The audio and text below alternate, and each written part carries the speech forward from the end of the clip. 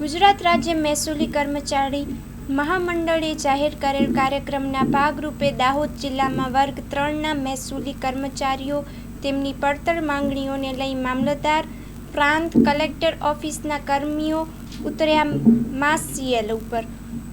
મહેસૂલ વિભાગની ઓફિસોમાં ખુરશીઓ ખાલી, લોકોને પડી ભારે હાલાકી। ગુજરાત રાજ્ય મહેસૂલી કર્મચારી મહામંડળે જાહેર કરેલા કાર્યક્રમના ભાગરૂપે દાહોદ જિલ્લામાં વર્ગ 3ના મહેસૂલી કર્મચારીઓ તેમની પડતર માંગણીઓને લઈને મામલતદાર, પ્રાંત કલેક્ટર ઓફિસના કર્મચારીઓ માસ સીએલ પર ઉતર્યા છે।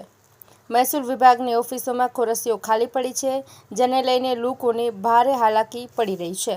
વર્ગ 3ના મહેસૂલી કર્મચારીઓએ મહેસૂલી એકતા જિંદાબાદ જિંદાબાદના નારા લગાવ્યા હતા અને તેમનું કહેવું છે કે મહેસૂલી કર્મચારીઓનું શોષણ બંધ કરો, ફીડબેકના આધારે જિલ્લા બદલી પણ બંધ કરો તથા નાયબ મામલતદાર સંવર્ગની પ્રવર્ત યાદી સત્વરે તૈયાર કરો તેમજ નાયબ મામલતદાર સંવર્ગની ખાલી પડેલી જગ્યાઓ પ્રમોશન આપી અને ભરવામાં આવે તેમજ જિલ્લા ફેર થતી બદલી માટે પારદર્શક સિસ્ટમ દાખલ કરવામાં આવે અને LRQ, HRQ પરીક્ષાનું આયોજન કરવામાં આવે।